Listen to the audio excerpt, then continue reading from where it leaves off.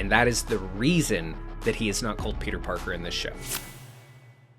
Hey everybody, Colton here. So a few of you have written in asking me to talk about the Spider-Noir trailer that dropped today. So I thought I would do that. Not doing a trailer reaction because I did have to watch it this morning for work. I was on the phone with Ryan and just had to, watch it real quick. Didn't do a reaction. But I still thought we would talk about it. By the way, we have a breakdown for it up on Screen Crush. Be sure to go check that out.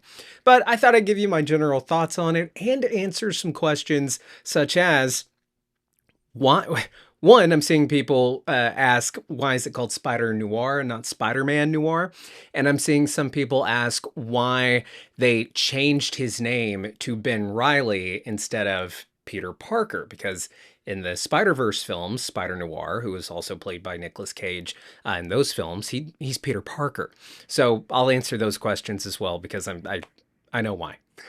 So my initial thoughts on the trailer, I watched the in color one first because that's just the one that was sent to me. So I watched it and my initial thoughts were, this looks really cheap. Like actually cheap, like cheaply made, which it probably was, comparatively.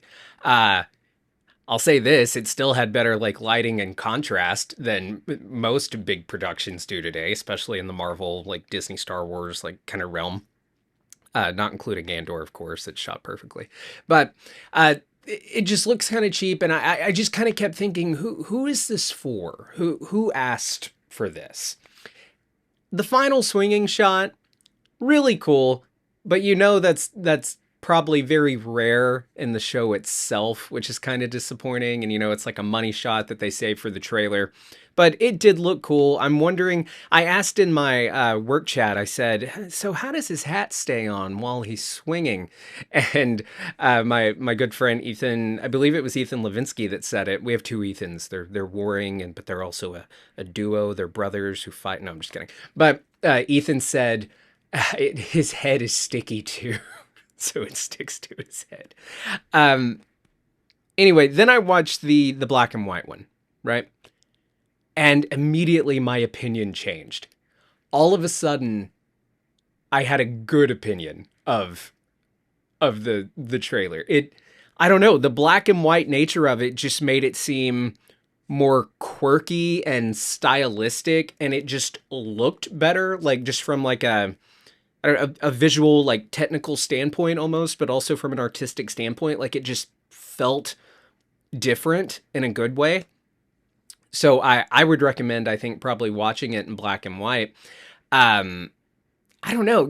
Sometimes I think when they do black and white, the Snyder Cut of Justice League, there's the black and white version.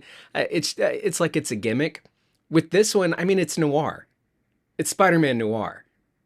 You got to do it black and white, I think. So that's probably how I'll watch it if I end up watching the show, which I'm going to do my best to try and watch it because I love Nicolas Cage. Absolutely adore Nicolas Cage. So that's probably one of the main reasons that I would watch it is because of Nicolas Cage. And he looks like, he just looks great in it. Looks like he's having a fun time. I don't have high hopes for the show. I'm not going to be surprised at all if I am just completely not interested, but I hope it's great. I would love for Spider-Noir to be one of my favorite superhero shows of all time. So hopefully that's the case. I'm just not anticipating that to be the case. So let's talk about why it's called Spider-Noir and not Spider-Man Noir, and why the character is not Peter Parker, but Ben Reilly. Now, the creators of the show have said that the reason is because, Peter Parker, that name, he's perceived as a teenager, and that's not the case with this Spider-Man. So we're going with Ben Reilly. I think that's complete horseshit. Complete horseshit. Now, this has not been confirmed or anything, but I am almost certain that the reason is that legally, with Sony's deal with Marvel Studios, with Disney, we know that one, Sony cannot just go make Spider-Man movies, live action Spider-Man movies, without Marvel. Like they have the Tom Holland Spider-Man that's in the MCU, and they partner on his solo movies, and he can be in MCU movies. They couldn't just say, oh, we're going to go cast a different actor as Peter Parker Spider-Man as well, and we're going to have him be in the Venom movies and the Morbius movie and do live action Spider-Man movies with him. No, the part of their contract with Marvel Studios in sharing this character is that Sony can't go do that. That's another reason you probably haven't seen an Amazing Spider-Man 3 or Spider-Man 4 is they can't just go do it, or they can't just throw Andrew Garfield or Tobey Maguire into those Spider-Man movies because they cannot even say Peter Parker. You notice in Madam Web where they keep dancing around it, but they never say Peter Parker. It's because they can't. They can't. The only way they can mention Peter Parker is in the animated stuff.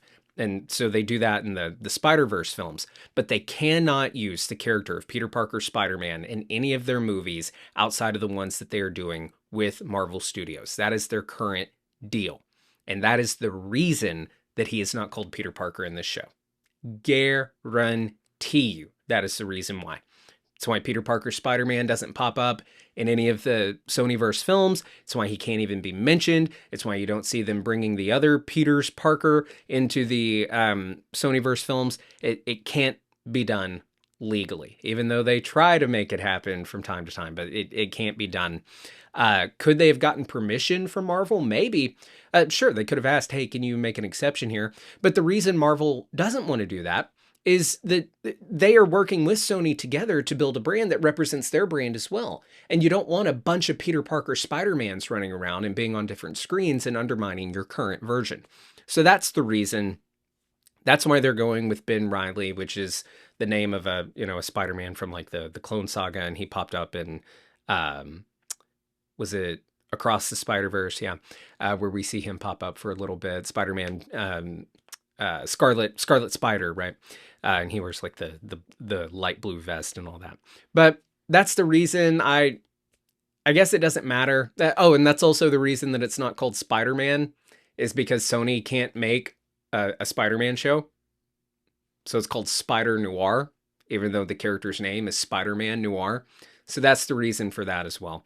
And, all of this legal, trying to move around and do things a certain way, it just makes me wonder why they do that. Just work together. And we've heard reports that Sony is more open now to just working with Marvel Studios on all their Spider-Man stuff instead of trying to do this, like moonlighting and doing this other, Sony Spider-Man adjacent stuff that doesn't have Spider-Man in it, because it just doesn't work.